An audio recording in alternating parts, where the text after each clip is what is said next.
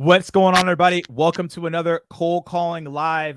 We got David per usual, but we also have Tom. Tom, we got a new person here. We're gonna do quick introductions to Tom because y'all may not be familiar with him, or you may already be, which is great.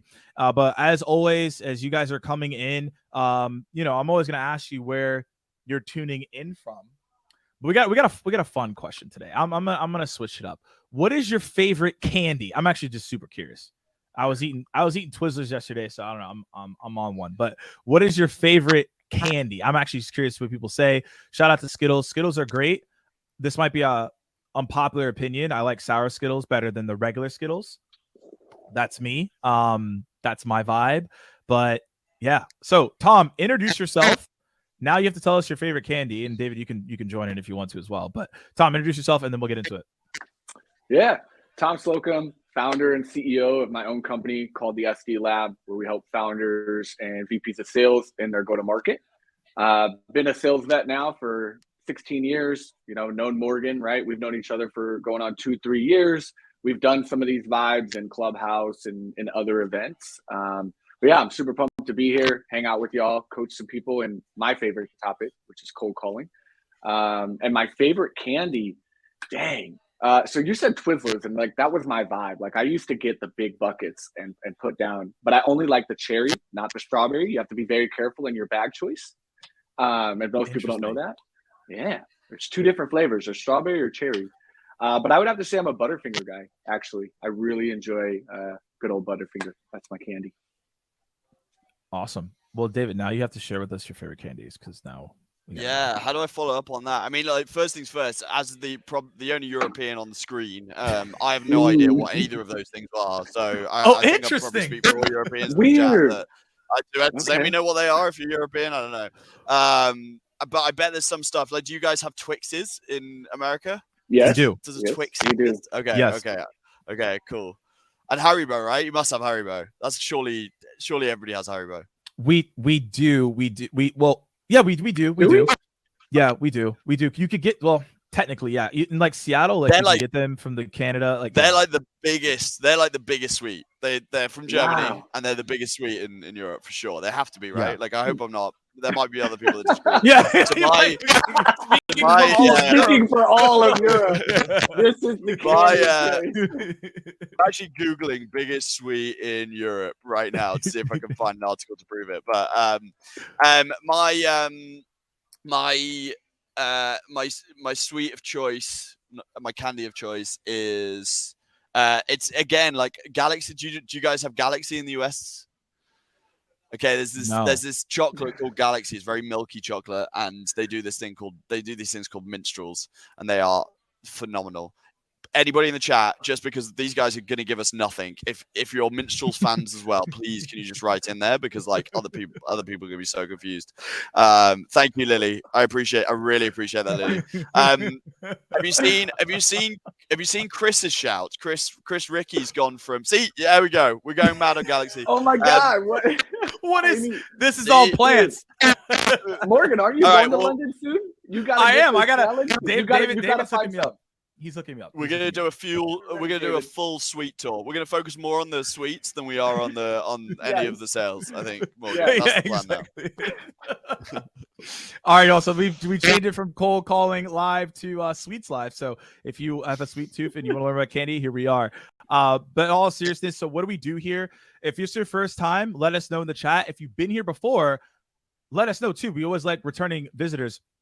What we do here is we do a cold calling mock cold call. This is not like a live, like someone's actually making a cold call. So if you have a cold call framework script, you are brand new to sales and you're like, hey, I want to try this out, or you're just struggling with yours as of right now, come on live through the video and we'll do a mock cold call with you. Also, as well, if you just have a question, you don't want to come on live to do a mock cold call, feel free to put your questions in the Q&A so that we can answer them. So that is essentially what we do here. So again, if you want to come up and be the first person, I know being the first person is always difficult, but if you want to come on, we'll get you on video and we'll go from here. So looks like we already have somebody, which is incredible.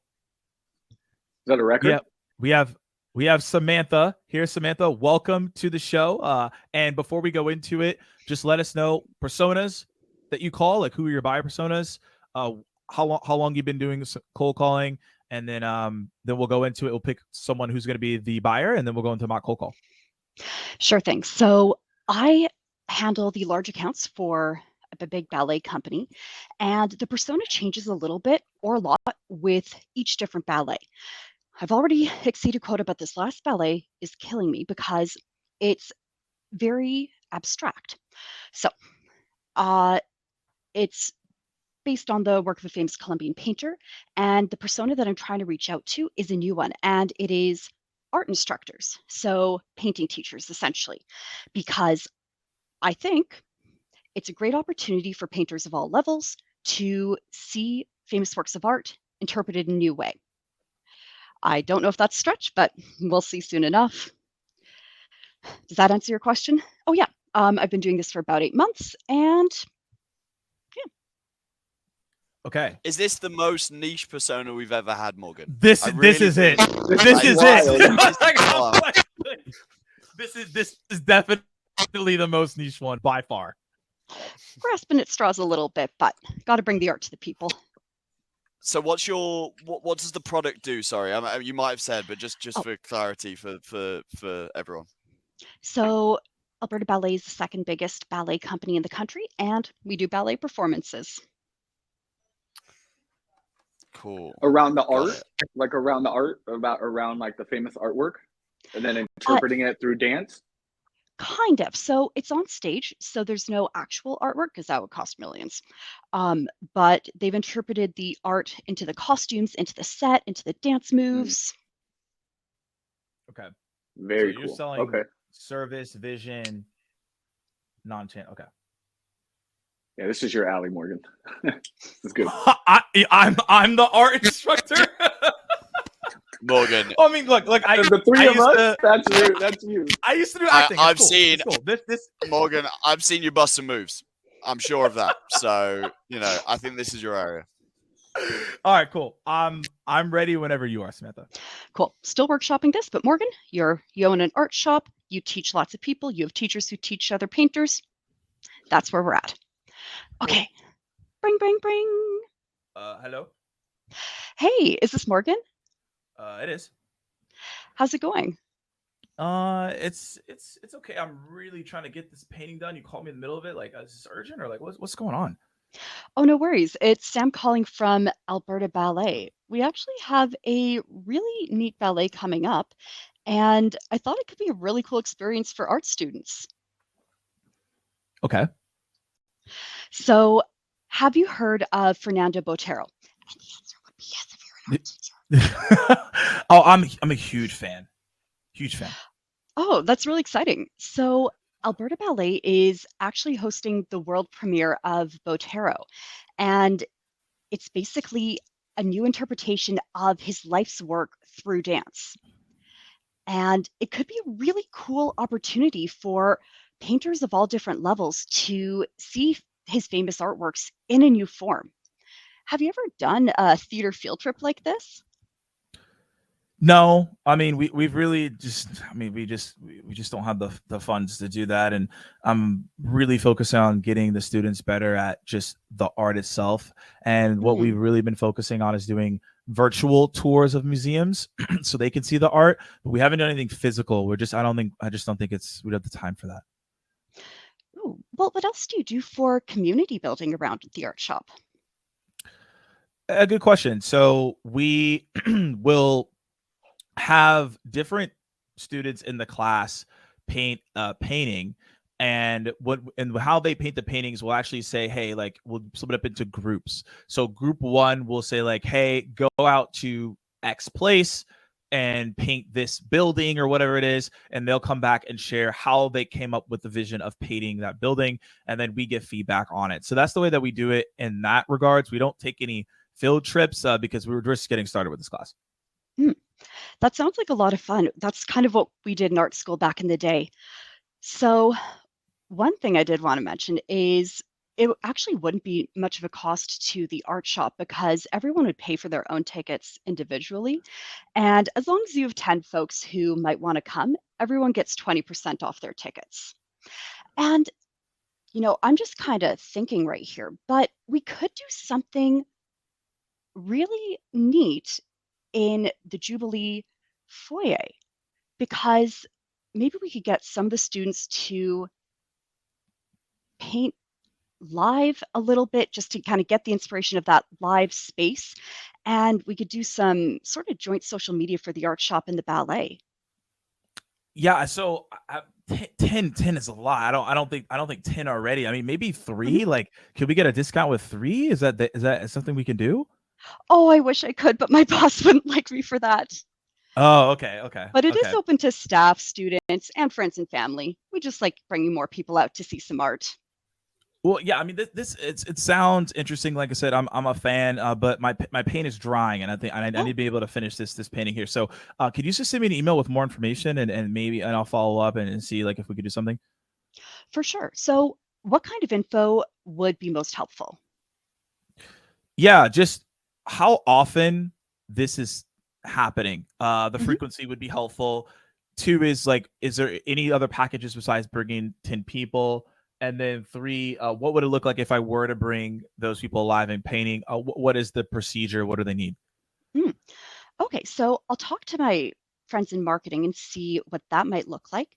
And yeah, as regarding other packages, we can't do a discount, but we do have our second balcony tickets, which are super affordable and give you a really nice aerial view. Do you think that might be a fit? I'm never opposed to aerial view.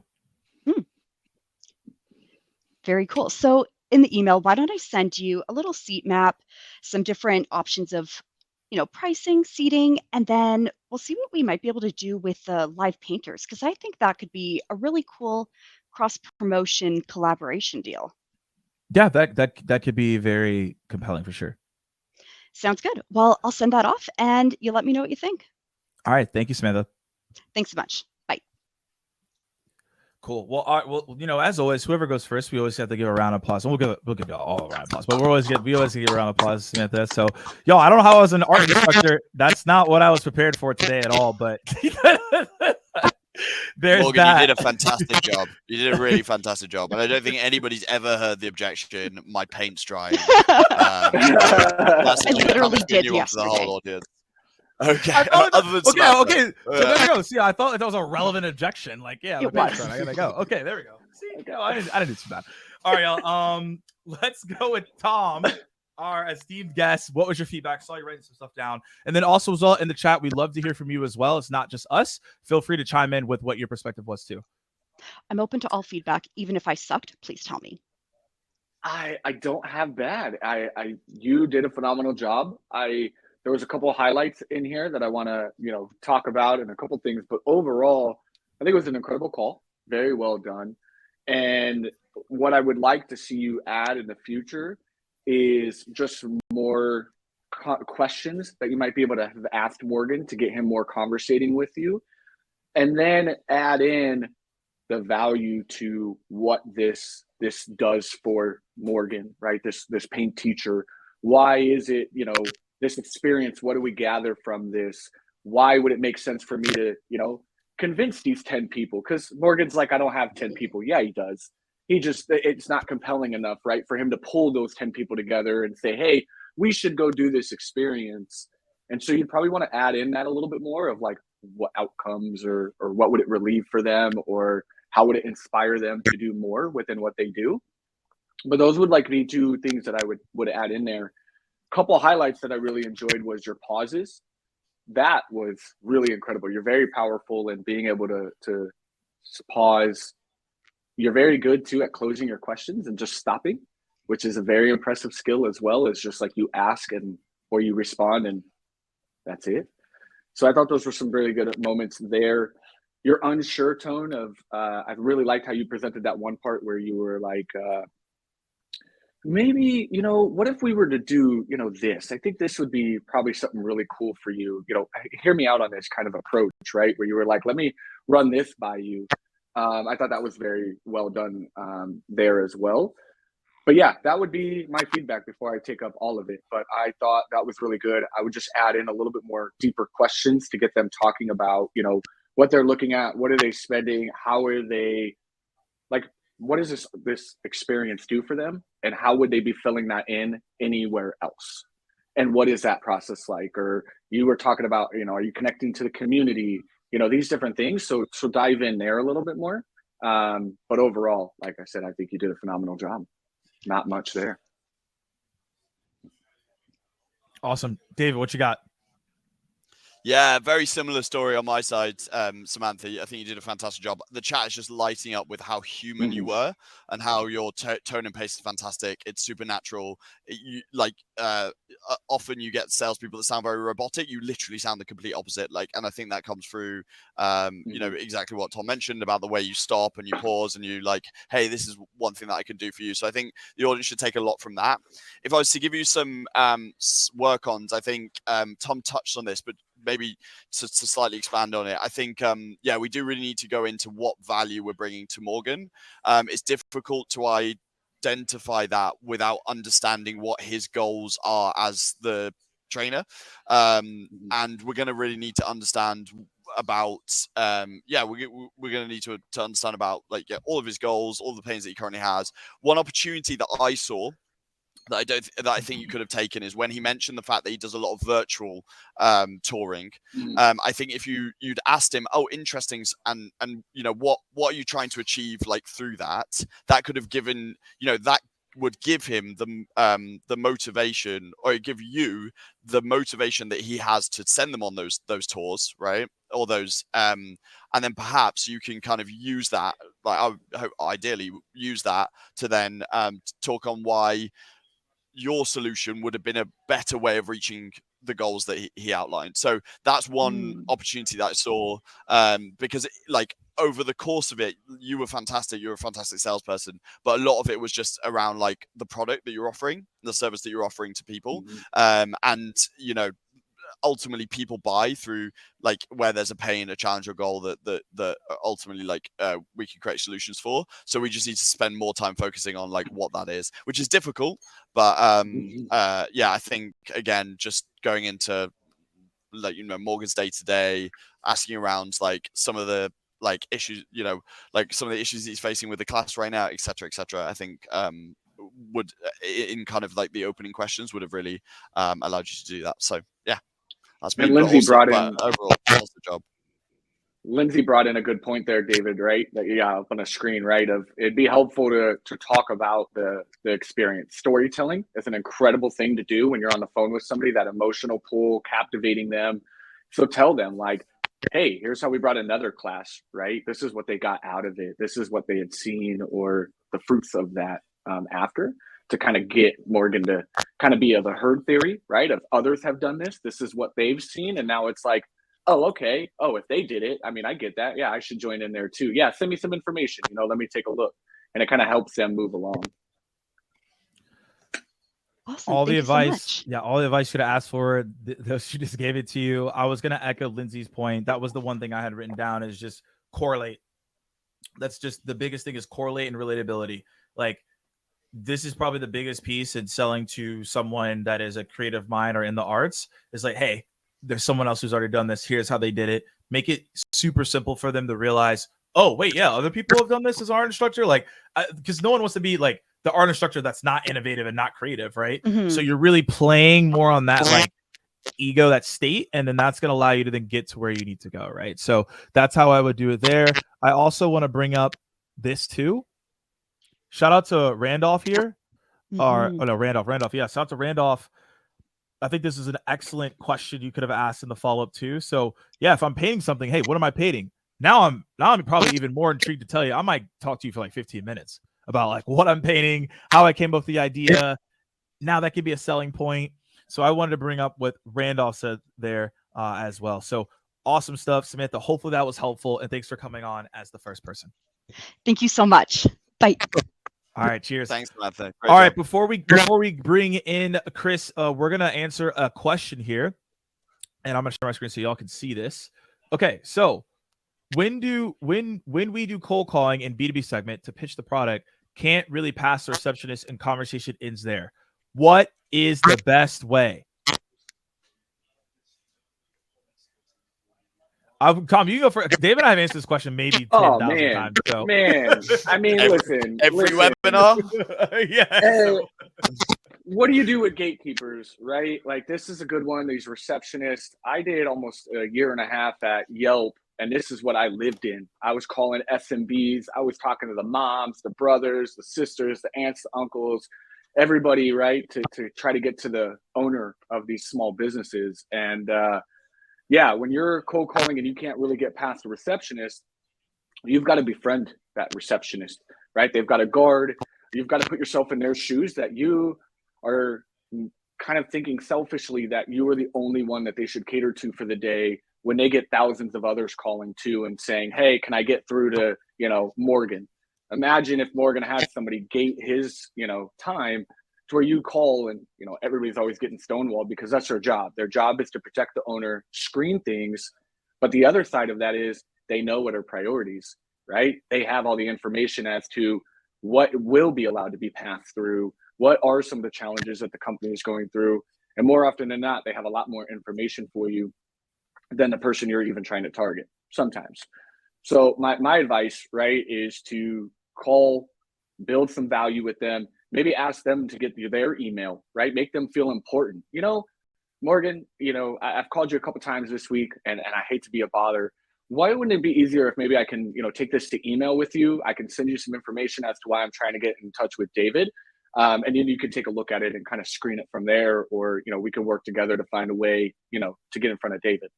They feel involved. They feel excited, right? They're gonna be like, yeah, that'd be great. Here's my email, send that over. But yeah, you want to build a relationship. Don't write them off. It's so rude that they can tell as soon as you call and you're like, hey, is Morgan there? And David goes, no, Morgan's not here. What are you calling for? And you immediately write them off and be like, oh, never mind. I gotta go. That's so rude. And so just like devaluing to that person of like, cool, you just ripped the call. Like, oh, you're not the person, gotta go. Instead, have some humor. Take a moment. Every connection matters. Every conversation can progress the deal, and use that to your leverage. Another tip is use it to confirm information. That's what I used to do with my receptionist. Is I would play like, oh, hey, Morgan, is David's number, 708, 246. And like, I would mess up like the last digit of the number. So they would confirm, because natural reaction would be like, hey, Morgan, like, it's actually, that's where you're messing up. The numbers are this, and they'll just roll off the tongue, or ask them to confirm. But just leave the conversation better than you found it, right? Find a piece of information, leverage it, work with them. And over time, you'll eventually get past that gatekeeper. And you can even do like direct mail. I don't know what the audience and like in the international, but there's a lot of times you can send these receptionist stuff. And that'll help you progress the deal too. So you can cater to them a little bit, wine and dine them to help get through. Love it. David, do you want to add anything? I've said my piece on this. Yeah, I mean, like, I totally agree with everything Tom said. Like, befriending the receptionist is, but if you were to be looking for a solution where you never need to speak to a gatekeeper again, just jump on Cognism.com and register for a demonstration, and one of my colleagues will be able to. But for real, find the mobile number, right? Work around it, then go find the number. 100%. Like, yeah, just focus on mobiles always. We virtually at Cognism, we literally virtually don't. So we had a record ever quarter last quarter, right? Like, and we're in macroeconomic climate we're in. That was phenomenal. We only focus on mobiles. We don't touch a company phone. It's just it's very difficult in that respect. So stick to your mobiles. We're obviously blessed with lots of them. And I feel like over the pond, they are actually more receptive phone calls.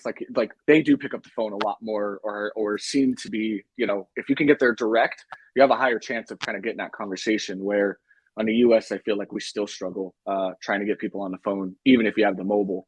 Would you say that's fair, David, or do you think like it's kind of So we see about half the connection rates are about half in the US versus the UK, so versus Europe. So yes, like I totally support that, but that's I suppose across all numbers. I think that on the flip side, what you see in the US is it's a lot easier to get through to people because of you get that like say their name and then we'll connect you, right? So in terms of direct dials. So when you're saying in company numbers, whereas that basically doesn't exist here in Europe. So it's definitely like mixed approaches here, but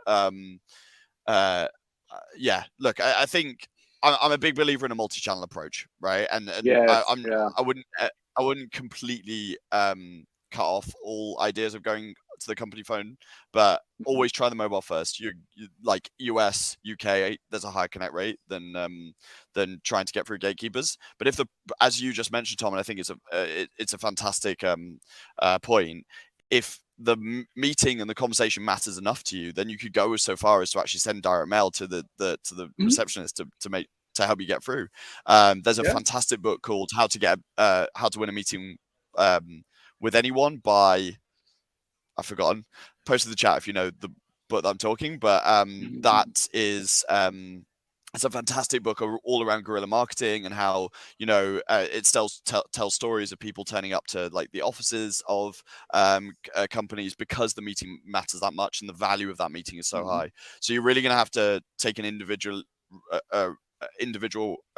approach to this. If a conversation is potentially worth $1 million, then for sure like go above and beyond in terms of just getting through the receptionist. But if your deal size is like 10 grand, then probably, and your ICP is very large, then I'd focus on keep it on mobiles really.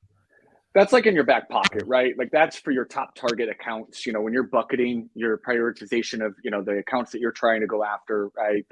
You're going after your big logos with the kind of gifting of that gatekeeper, right? Especially if you're running into them quite often. But again, if you've got like a big enough TAM and you've got enough to work with that, you can call other people, then move on from, that gatekeeper, right? Maybe move on to some other accounts and put your time somewhere else. But on those very nice special accounts, you throw a special box or like a gift out to that receptionist or that gatekeeper that you've been talking to for last week. It'll make a difference and potentially help you get that meeting or have a better conversation the next time you give them a call. Awesome. So hopefully you all are taking these insights and making sure they're applicable to your region or where you're at moving forward. And I see a couple questions in the chat. Make sure to throw them in the text Q&A if you can. But we're going to get to the next person who's waiting. So Chris, what's going on? Not much. How are you guys? Doing good. Doing good. Good. All right. So go ahead into it. I've been in sales a long time. Okay. I have more of a friendly, but also rolls off my skin. So recently I just started with a company that does flight maintenance and, I am not on the phones yet because I'm learning, but I just want to practice my pitch regard to one of you guys to see, sometimes I sound a little long-winded and I just want to get it cut. Because when you're with someone or a decision maker on the phone, you got about 60 to 90 seconds. And, you might get them at the right time where they might extend the conversation. But if you have something appealing towards them, they're going to continue that conversation and book a demo to make sure that, book a demo to make sure that they're interested in that product after.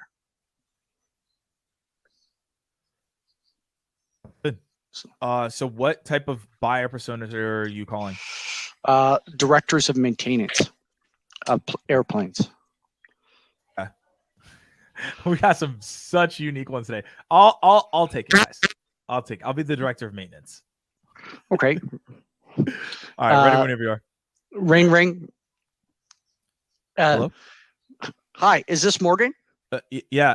I'm about to run into a meeting here. I got some planes to take care of. There's a lot going on today. What's going on? Morgan, my name's Chris. I'm calling from ATP Flight Talks. How you doing today? I'm busy. I understand you're busy, but I just have a quick question for you. Who do you use right now for your maintenance contract? We have stuff that we do internally, and I'm not allowed to disclose who we work with. I understand you're not allowed to disclose, but I have a few quick questions for you. Do you, regarding your maintenance, do you use a mobile app? Do you have it electronically, or do you still do it the old-fashioned way, paperwork? We're electronic. You're electronic. Now, does your system allow you to look at the maintenance of what's coming up and what's not, what type of maintenance is needed for the aircraft on every present day? Yeah, that's what we're working on right now. Like I said, I have another meeting to go to. So if there's something you want to send in a follow up, like that would be great. But I gotta hop to the next thing here.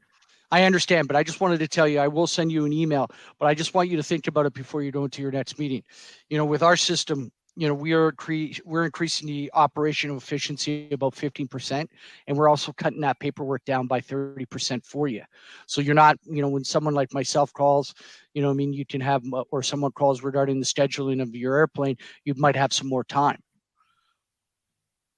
How would you cut it by 15 and 30%? Because we're able to set it up on our system where we can automate and document the workflows. So therefore, it reduces the initial discrepancy, some of that between you and your technicians regarding the aircrafts. Yeah, like I said, I gotta run. So if you just want to send me an email on this, like that'd be great. And maybe something down the line we could look at. Sure. Can I just confirm your email? You can. Okay. Is it Morgan J Ingram at camp.com? Yep. Okay. Thank you very much, Morgan. Have a great day. All right, bye. Bye. All right, cool. So who wants to hop in the feedback first? You can take this one, David. You lead. Chris. Yes. Yeah. Firstly, round of applause for Chris. Fantastic job, Chris. It's it's super difficult. We've got 200 people joining us today, so it's a great effort coming on and joining. I think there's some work to do for sure in terms of just your cleanness, right? I think that comes through practice. So just keep having conversations, right? If you're, I don't know whether the company's allowing you to get on the phones yet or where you're at. No, not yet. Not yet. Okay. You mentioned you've been in sales for a long time. If they're not allowing you on the phones, then definitely grab colleagues, like do role plays with them. Like we actually promote. We I just started a week ago. That's why, right? I just started a week ago, so that's why I came on here to test it and see, so I can fine tune it and clean it, get your points, so I can when I have meetings down the road, it's more clear instead of long-winded and get right to the point. 100%. So the key things for me is we need to be asking more questions to Morgan. It always goes back to I said exactly the same thing on the last one, but this is just the truth of all cold calls that we're ever making. You really want to make it about the buyer. And in order to make it about the individual buyer, you really need to focus on listening to them, getting information out of them, listening to them, so you're understanding the pains, challenges, and goals. Like always say, pains, challenges, and goals that they're facing. A really quick anecdote, but yesterday my sister came round to my apartment. And I'd got a delivery, and she wanted to, and I said it was something for the house, and she wanted to guess what it was for the house, and she did 3 guesses, and every single one of the guesses were based off of like it being some kind of kitchen utensil to help with baking. The reason she guessed those 3 things is because she's obsessed with baking. But what it actually was batteries for my weighing scales. And the reason it's batteries for my weighing scales is right now I'm really focused on my health and fitness, right? Like I've got President's Club coming up. We're going to Havana in Croatia. It's going to be beautiful and sunny, but I want to lose some weight beforehand, right? And that's a really great example of why like being really focused on the pain, that the goal for me right now and my purchasing decisions are based on the biggest goal that I have, which is right now fitness. Right, that's what I'm really focused on. Whereas for my sister, she's always really focused on baking because that's something that she loves cooking, etc. So we need to do our best to open up our prospect, and asking questions about how their processes are going is going to be a really good way of focusing upon that. So more questions to Morgan would be a major piece for me. Awesome. Thank you. Yeah, a lot of what David mentioned, I feel like you got to put into practice, get your script. It was awesome that you came up here and did this, right? Get that first kind of rip that Band-Aid off. You just need to get practice in how the conversation should go. You want to role play that out, seeing the whole kind of what a good call would look like. And then, get yourself to a point where you're a lot cleaner and snappier, and then digging in more to your prospect. They don't care what you do. right, Chris? They don't care about Yeah. the product name. They're not trying to understand that, right? You're a disruption. You've disrupted their day. You're trying to pitch them a service. So what you have to do is kind of wine and dine them and cater to them with asking those open-ended questions, you know. Or one thing, and a couple people brought it up is in the chat, is do you pick up on the cue that Morgan just wasn't feeling the conversation, right? And move on to the next one also. And that comes with experience and practice of just kind of being able to pick up on, hey, maybe it wasn't really the time to, you know, talk and push with Morgan. Just, you know, bail out and move on to your next call. I knew he wasn't feeling it. He was giving it to me, but you know, I mean, I'm very persistent in that sense. So like you said, I'm just new, been here a week, trying to get my, you know, my pitch done and try to close a little bit more and make it, you know, fine tune it, working on it, and, you know, trying to do it, because the majority of these people that I'm going to be calling are like people like Morgan. They won't give you the time of the day. So you just, like you said, it comes back to what you and David said. Tom, you got to get more open questions, make them feel engaged, instead of so that they don't they just want to move on and go to another meeting, right? Because they probably get all these calls. You know, there's from a couple everybody, right? Yeah, from everyone. You know, means trying to sell them airplane tires to, you know, to right, to everything under the sun. They got a lot of money. They're a targeted person. It's same with what me and Morgan go through, right? A lot of our ICP is called by every SDR in the world, right? And so the one piece of advice I got when I first was super eager, because I can tell you're passionate, you're excited to get to it, you're relentless. Be a warrior in a garden. That kind of changed it for me when I was cold calling, and kind of understanding that be relentless, but have finesse in that relentless, right, Chris? Like, it is okay to be persistent. It is okay to know that you have purpose, and call with the oomph in your chest to be like, Morgan, I get it. You got to run. You got stuff going on. You get thousands of calls a day. But listen, here's why I picked you specifically, right? And you could be relentless, but just finesse the way you go about it. But I still, because I think your persistence was incredible. You kept Morgan on the phone. You dropped some numbers that got him to perk his ears a little bit. You were like, hold up. Whoa, wait, what'd you just say? You know, like, I haven't heard that, right? Like, tell me more about that. And you kind of, you worked, right? You kept them on the phone. But just understand there's a time and a place. Be a warrior in a garden. Have that finesse in those conversations. And that'll just come from you ripping it more, you know, and just getting through some more combos. But slow down, right? It's like in basketball, right, Morgan? Like, slow the pace down, play in your arena, right? Like, bring it across the court a little bit slowly. Like, you know, bring it down, because you're getting the highs and the lows, you know, in the way, and it's going to cause you to be, you know, relentless, but it's going to come off aggressive, right? And then it's not how you wanted it to. Thank you very much. Yeah, this is all great feedback across the board. I like the war in the garden. That's a really good piece there. My main thing before we move on to answer someone's question and bring potentially the last person on here is, I like that you did this piece here. Someone put it in the chat. I'm going to share my screen if y'all missed it. I just want you to think about this before you go into your meeting. I really like that a lot. And just as you mentioned, being pleasantly persistent is what I like to call it, or just being persistent in general, is going to take you way further along than most. And so I really love that you added that line, and that you were just continuously persistent, even though, like, I really didn't want to talk to you, right?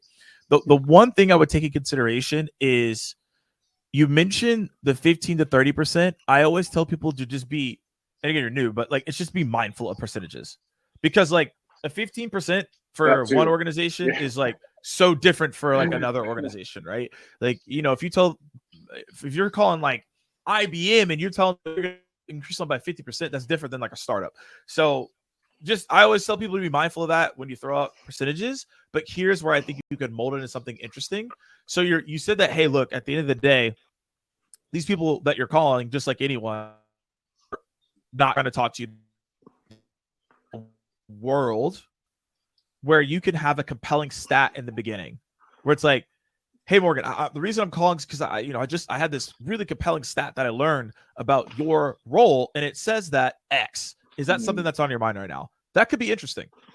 Okay. And it's a stat for like just that persona. It's not like, hey, we saw this. It's like, no, like, you as a director of maintenance, here's something that I know. Do you know about this?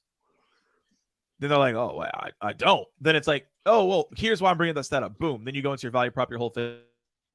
So That's something to try, because the opener did take a while to get there, right? As you were trying to ask me the question, and most people probably would have hung up, right? So maybe there's a compelling question you can ask with the stat that's relevant to that persona to open them up.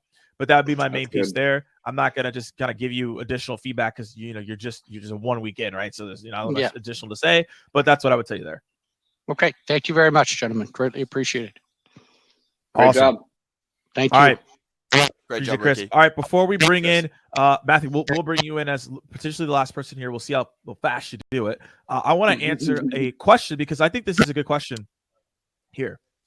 Where do we draw the line between keeping a prospect on the phone to risking damaging rapport through avoid letting them go? I think this is very interesting. How long's a piece of string? What, David? I was just gonna say, how long's a piece of string? This kind of questions are like, how long's a piece of string, right? Yeah. Look, sorry for interrupting, Tom. I suppose just while I've got the mic, I think for me, you've really got to be listening to your prospect and the tone of your prospect. I overly value being in conversation with someone, because I can't guarantee that I'm going to get into conversation with them again. So generally, like I from my experience, people are too quick to rush off the phone, or or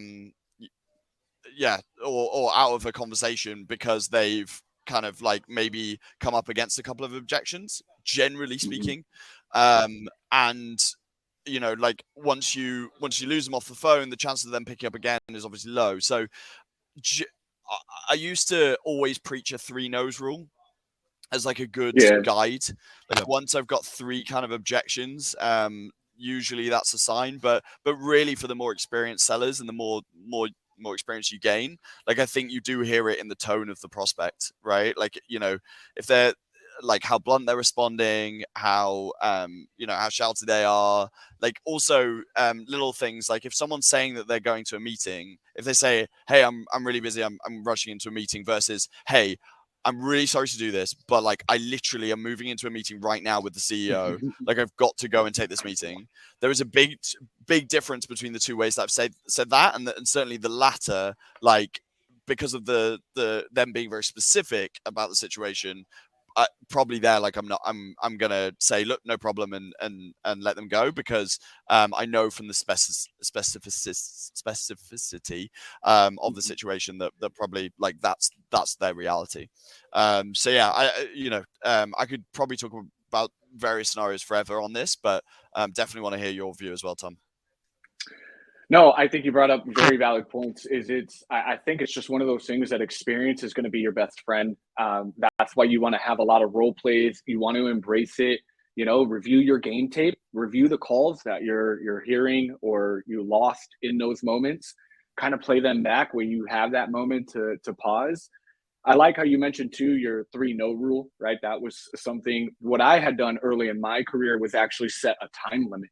So what I did was I set a time threshold of like, if I haven't progressed the conversation with this prospect in the first 2 minutes, or the first 90 seconds to a minute, right, then I end that call and I got to move on, right, and kind of gauge that. So it's almost to like your 3 no of you set something for yourself to make you aware, because otherwise, if you just wing it or kind of just go about it, you're going to end up, potentially being aggressive, misreading the situation, burning the rapport that you have, just because you were in the moment, right? Where if you set this threshold and you're like, yo, I've been going at this person a couple of times now. It's been 2 minutes. We're not deep into a conversation.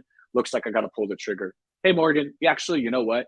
And when you kind of, what would actually work on accident is when my timer early in my career would go off and I kind of just cut the conversation mid like that, they would actually like come back to me and be like, well, wait a minute. Like, hey, hold on. And I'm like, oh, sorry. Like, I got to go. Like, it's doesn't look like this is a fit. And when I cut quickly, they would want to come back. So that's kind of where I'd go with you too, David. It's just, pay attention, pick up on the cues, set a threshold, set something up for yourself that kind of like will be your bailout to your shoot that says, hey, if I haven't done this yet, then I got to get out of this convo. So you don't get too far with that prospect and burn it. I love it. So take this advice, y'all, and keep it in mind. A lot of this is practice instinct based. There's no clear cut way on this. Sometimes you can just tell, and you just, situational cues like, okay, this person doesn't want to talk to me. But these are good ways on how to identify it. So what we're going to do now is we're going to bring in Matt. What's going on, man? Hey guys. Not sure if you remember me from last time, but I do. How can we forget, Matt? Oh, we can't forget you, Matt. appreciate All right, you so guys talk to keeping us. me on. So the company is called Royal 4. We're a warehouse management software. My job is pretty much as an SDR is to book FMEs, our first meetings ever, and schedule a time for our sales professional to sell them on the idea of bringing our software into their warehouse. In short, it pretty much helps solve any challenges within the warehouse. Anything? Like inventory? Inventory accuracy, Yep. picking and packing times, a lot of other trees on the branch, if you will. Okay. Morgan, I'm thinking we get Tom to roleplay this one out, right? As we did it last time. I'm just thinking maybe some different objections thrown around. Tom, how do you feel? I'm down to play it out. So you're selling the idea to get me to take a meeting with the executive to look at your software that will literally help solve any real major problem within the warehouse. What am I? What is my role? Usually, it depends on what type of different vertical, but sometimes it could be the president, it could be the CFO, it could be the director of supply chain.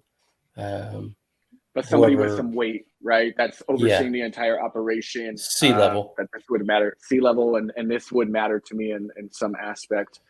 Okay, I think I got enough. We'll wing some objections. I mean, Morgan played a paint teacher, so I'm sure I can find out how to play a. I was fixing planes and doing art today. Like, come on, man. like this one's a little bit more simple.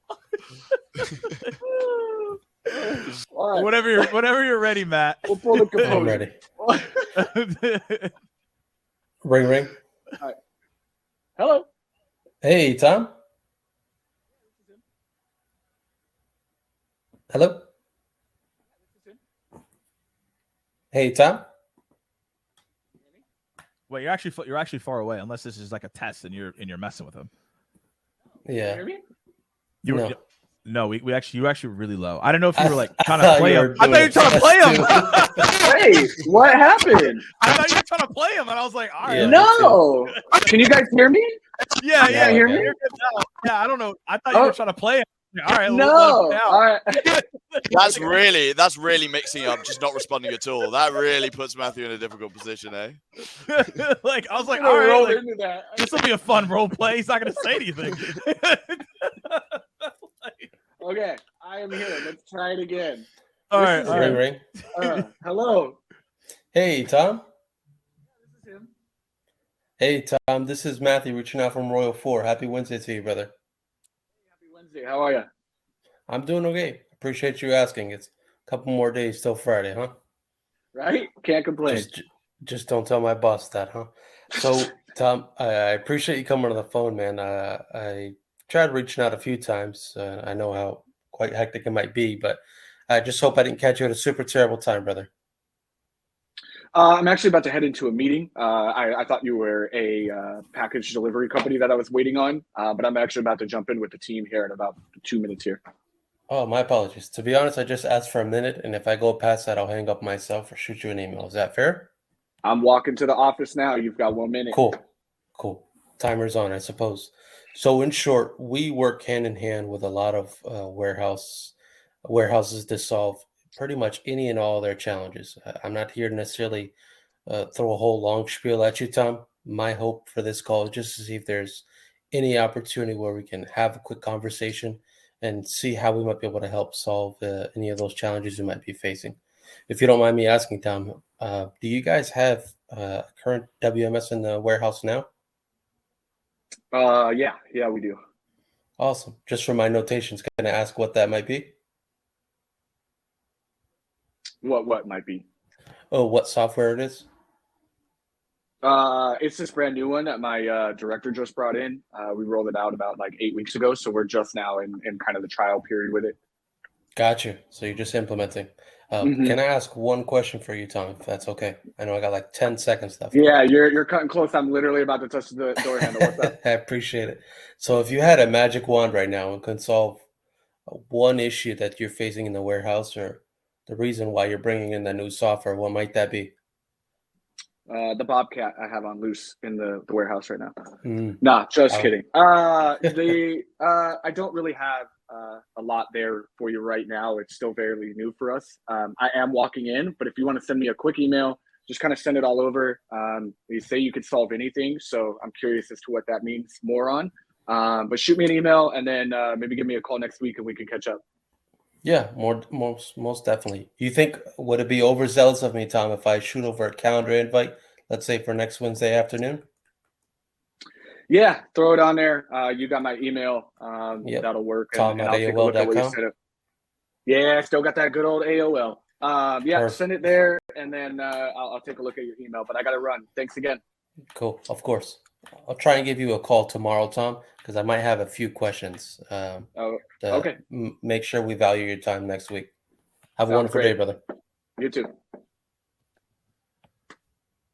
All right, let's give Matt a round of applause. Good job on our final call here today. So I think last time I got the throw- final call too. Yeah, you keep a tally. Something like that. All right, in the Hey, chat, it's let us always an honor. know.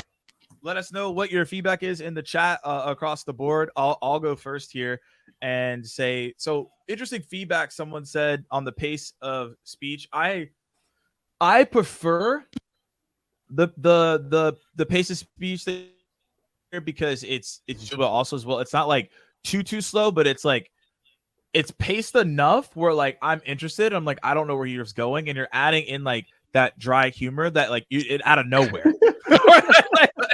that's people like that, right? They like that out of nowhere. So I thought that was great. A couple things that you said that I don't know if people caught it that I really liked. Hand in hand. I don't know about y'all, but I haven't really heard that before, but I do like it. People want to partner hand in hand. I really like the way that you said that. So I think that was good language if anybody wants to take that. I saw someone mention it in the chat, magic wand. I feel like sometimes that question can be very cheesy. However, the way that you did it was not cheesy. So I want to call that out because some people do it like really weird, but I think you did a good job on that. And then also as well, I liked how you were able to guide in that conversation. I like the 1 minute or, hey, you can send you an email if that's fair, right? Got an agreement right there so you can have a casual conversation and it not be interrupted.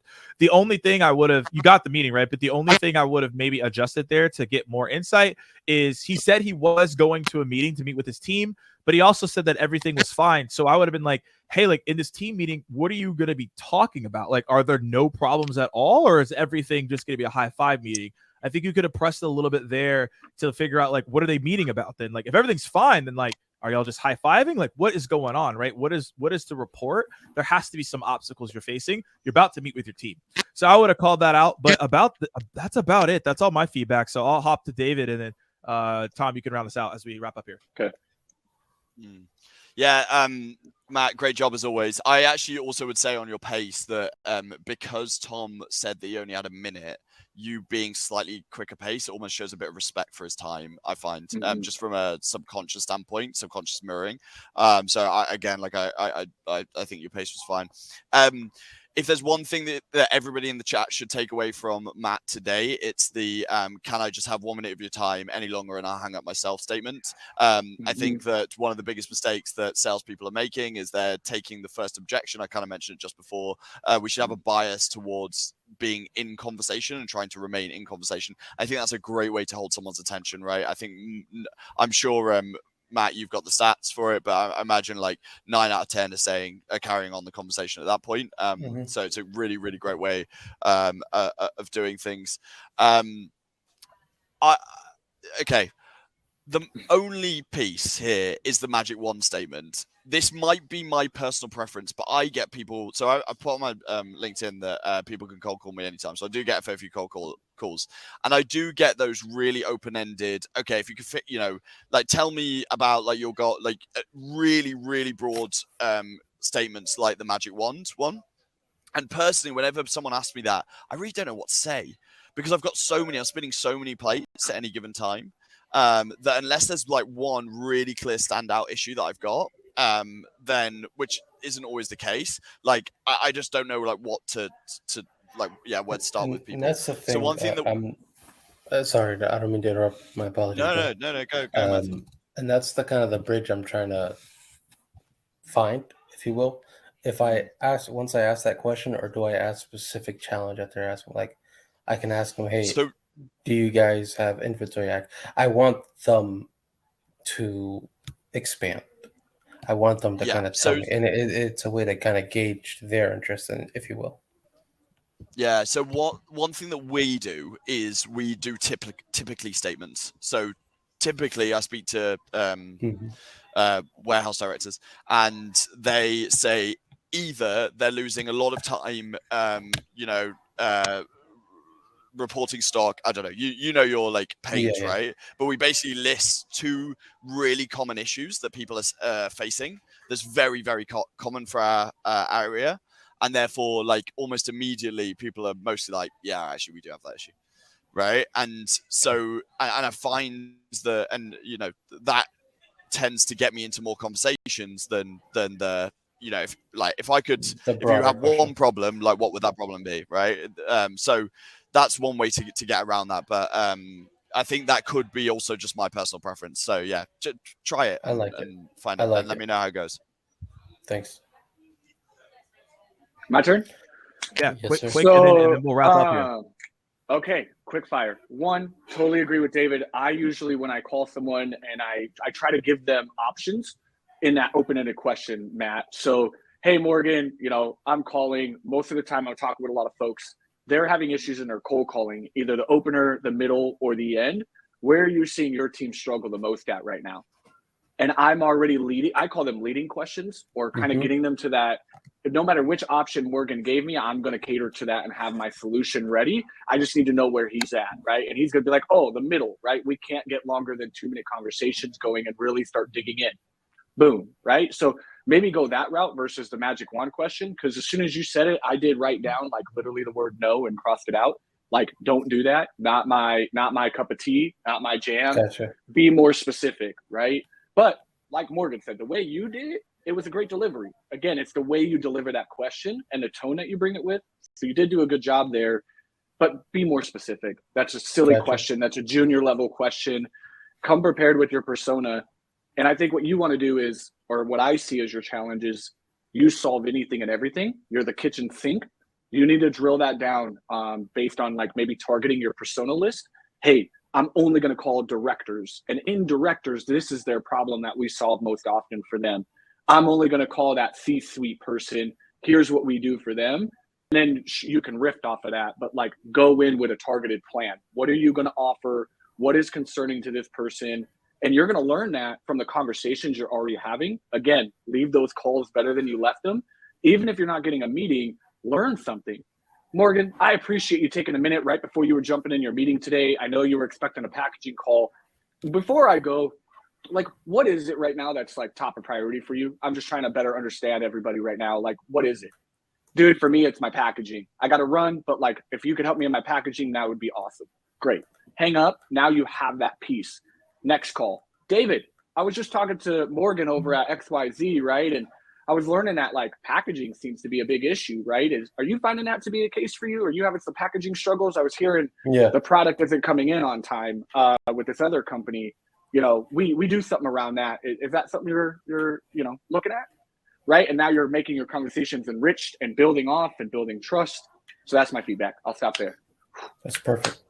Amazing. Thanks. Matt, thank you so much for rounding us all out. We have about a minute left. Hopefully everyone here, let us know if you enjoyed your time here on the Cold Calling Live. If it's your first time, hopefully we'll see you back. If you've been a returning guest, it's always good to see you. So let us know if this has been helpful and impactful so far. And Tom's insights we got here today, a little bit different, and hopefully you all found that to be helpful as well. So as we round out here, Tom, where can they find you?